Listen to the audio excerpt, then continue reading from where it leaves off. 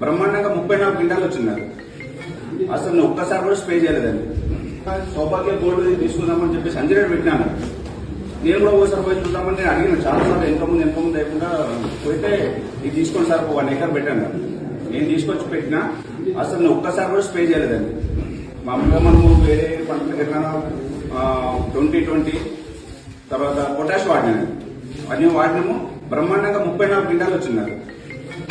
34 చాలా సూపర్ అనిపిస్తుంది. చాలా మంచి ఉంది.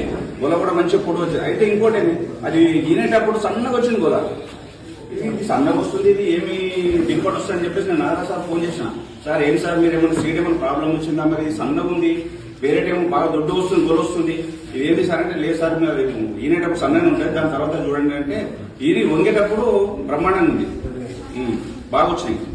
ఒడ్లు కూడా బాగున్నాయి. ఇప్పుడు అదే మేము తింటున్నాము. రైస్ కూడా మంచిగా ఉన్నాయి బ్రహ్మాండం.